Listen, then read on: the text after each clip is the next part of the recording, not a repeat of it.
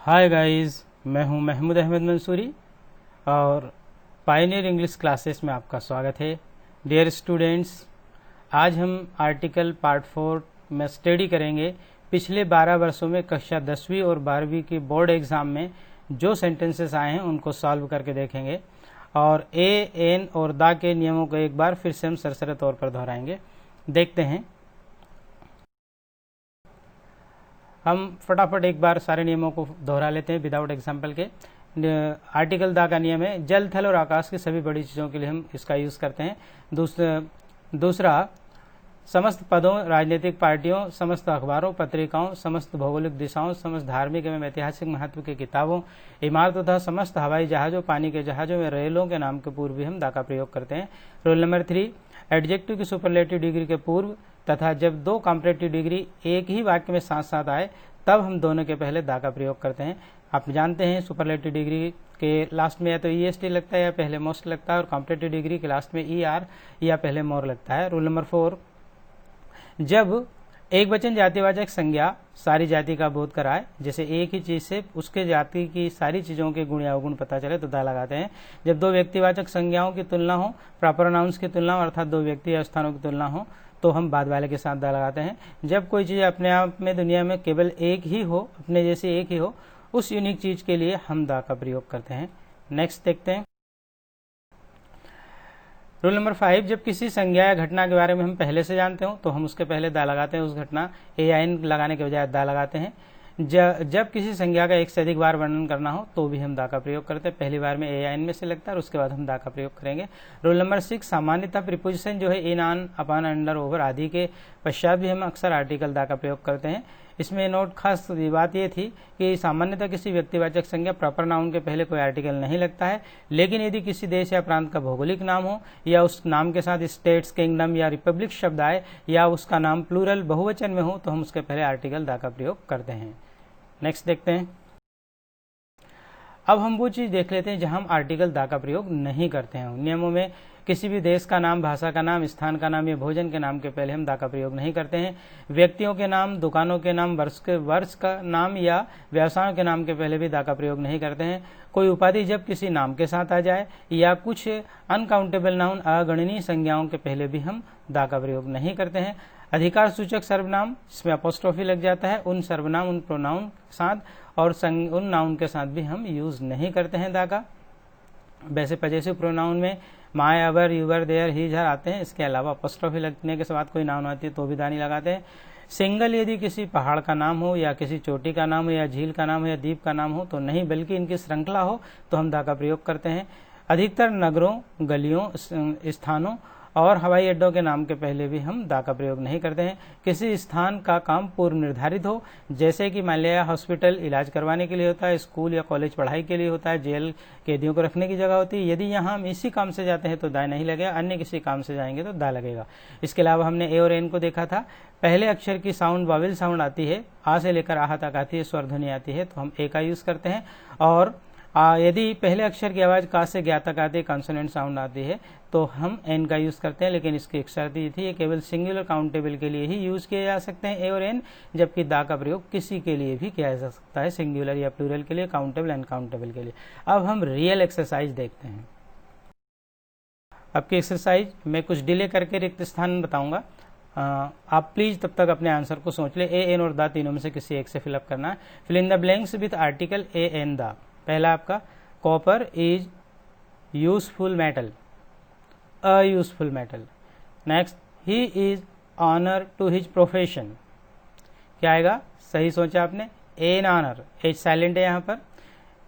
आपने देखा था hour, honour, honest, honourable, heir आदि में हम एन का यूज नहीं करते हैं, सॉरी एन का यूज करते हैं, ये ध्यान दिया था आपने।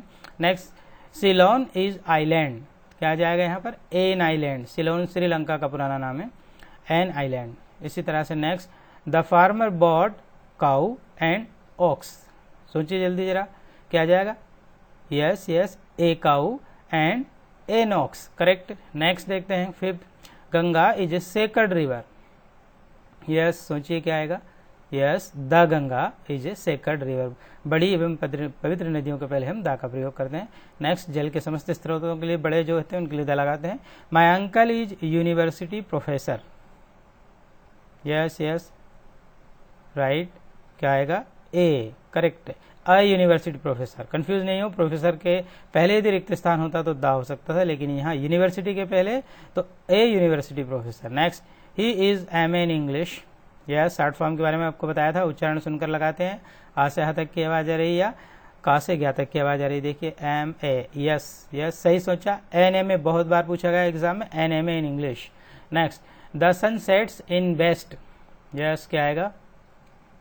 राइट, हाँ, द बेस्ट, करेक्ट। द भौगोलिक दिशाओं के पहले हम नॉर्थ साउथ ईस्ट वेस्ट के पहले द लगाते हैं, साथ ही प्रीपोजिशन अक्सर इन के बाद भी हम द का प्रयोग करते हैं। Next, my mother reads Ramayana daily. ये तो बिल्कुल आप समझ ही गए होंगे। यस, सही सोच रहे हैं। द रामायण धार्मिक एवं पवित्र किताबों के लिए, प्रसिद्ध किताबों के लिए हम द का प्रयोग करते हैं। Next, the train is hour late. Yes, उच्चारण पे ध्यान दें, hour. Yes, correct, an hour late. अगला है, some of rich are proud. सोचिए जरा। Yes yes, the rich, correct. क्यों? ये जाति का बोध करा दे। सम ऑफ द रिच यानी ये अक्सर जो है अमीर लोगों की प्रवृत्ति होती है कि वो घमंडी होते हैं, तो किसी भी जाति का गुण या दोष बताया जा रहा है। द रिच यानी अमीर लोग, पूरी जाति का बोध हो रहा है। Next, Sita reads Bhagavad Gita. ये तो बिल्कुल क्लियर है, द भगवद गीता धार्मिक ग्रंथों के लिए, बाइबिल, गीता, कुरान, भगवद गीता, रामायण, सब के लिए हम द का यूज करते हैं। Next, have you told him of accident. जरा सोच कर बताइए, एन लगेगा कि द लगेगा? यस, द लगेगा, क्योंकि जो ये व्यक्ति बोल रहा है वो उस एक्सीडेंट के बारे में पहले से जानता है, तभी तो वो पूछ रहा है क्या तुमने उसे उस एक्सीडेंट के बारे में बता दिया। अर्थात वो पहले से जानते हैं जो लोग बात कर रहे हैं, इसलिए पहले से किसी संज्ञा घटना के बारे में जानते हैं, तो द लगेगा। Next, sun sets in west. Yes, दोनों जगह पर क्या आएगा?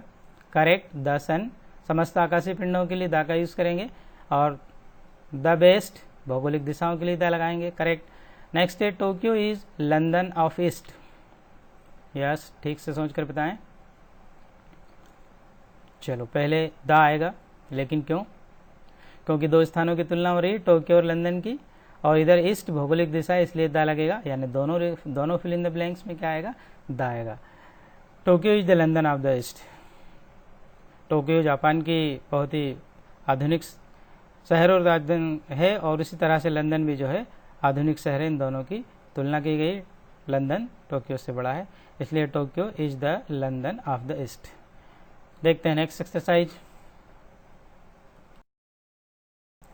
यस, इस एक्सरसाइज में हमने कवर किया है क्लास 12th में एमपी बोर्ड में 2010 से लेकर 2020 तक जो भी आर्टिकल से रिलेटेड सेंटेंसेस पूछे गए हैं वो सब यहाँ पर शामिल किए गए हैं। बहुत आसान एक्सरसाइज है, यदि आपने पिछली एक्सरसाइज को समझा है तो बहुत आसानी से आप इसको कर सकते हैं। Gold is precious metal. Yes, क्या आएगा? Right, a precious metal. पतंग की आवाज, का से गया तक, a precious metal. She is MBBS. Short form में बताया था आपको, उच्चारण सुन के लगाते हैं, क्या लगेगा? An MBBS. Next, swimming is great fun. Yes, a great fun. Next, mister Sharma is MLA, member of legislative assembly, विधायक, विधान परिषद का सदस्य। यस, क्या आएगा? शॉर्ट फॉर्म में एन एमएलए, करेक्ट, एन आएगा। Next, Prishu is MA in English. Repeat हुआ है, पिछले एक्सरसाइज में देखा था, an MA in English. Next, I have seen lot of places. एक फ्रेज है, अ लॉट ऑफ, क्या आएगा? A lot of places. Next, my brother is engineer. Engineer क्या आएगा? बाबिल साउंड आ रही है यहाँ से यहाँ तक, an engineer. Next, mister David is European. Yes, क्या आएगा यहाँ पर? European, a European. या यति की आवाज आ रही है, सुनाई दे रही है। Next, Ramayana is a sacred book. बिल्कुल अनडाउटली आप जानते हैं इसका answer, the Ramayana is a sacred book. Sacred यानी पवित्र। Next, iron is useful metal या a useful metal. Very good. Next exercise देखते हैं। Exercise 3, the sun sets in the west. वास्तव में ये हमारे क्लास 10th में 2009 से लेकर 2020 तक जो भी सेंटेंसेस पूछे गए हैं आर्टिकल पर आधारित, वो यहाँ पर लिखे गए हैं। देखें, लगभग काफ़ी उसमें से रिपीट हुए हैं आपके 10th और 12th में, बहुत आसान है। The sun sets in the west, भौगोलिक दिशा इसलिए द लगेगा। He eats apple, an apple, correct. Next, sun rises in the east, क्या आ जाएगा? द सन, समस्त आकाशीय पिंडों के लिए, हेवनली बॉडीज के लिए द लगेगा। Next, my brother is S D O, S बोलने पर एडी की आवाज आ रही है, आ से आ तक, यानी an S D O. Next, her father is M L A, क्या हो जाएगा? An M L A. Next, he is honest man, क्या हो जाएगा? An honest man. Next, it was accident that she fell down, right, the accident. Next, he gave me 1 rupee note, 1 rupee note, 1 बोलने पर बावंशी की आवाज आ रही, का से लेकर अक्षर रख गया तक। इसी तरह से his father is, yes, an M P, member of parliament, an M P. इसी तरह से next, he is M L A, an M L A. Very good. इन सारी तीनों एक्सरसाइज को जो हमने आंसर सहित अगली स्लाइड में लिख दिया है, आप प्लीज उसको रोक करके अपने आंसर देख सकते हैं, चेक कर सकते हैं। एक बार आप पुनः तीनों एक्सरसाइज को खुद करने की कोशिश करें और फिर बाद में अपने आंसर मिलाएं। यहाँ पर आपको एक्सरसाइज 1, 2 और 3 के पूरे आंसर्स दिए गए हैं। कन्फ्यूजन की स्थिति में आप मुझसे कांटेक्ट कर सकते हैं, यही मेरा व्हाट्सएप नंबर, कांटेक्ट नंबर है। आप प्लीज़ व्हाट्सएप करके भी पूछ सकते हैं, कॉल करके भी पूछ सकते हैं। उम्मीद है डियर स्टूडेंट्स आपको वीडियो पसंद आया होगा। यदि आपको वीडियो पसंद आए तो प्लीज़ लाइक करें, शेयर करें और सब्सक्राइब करें। मिलते हैं फिर एक नए वीडियो के साथ, तब तक के लिए बाय। जय हिंद, जय भारत।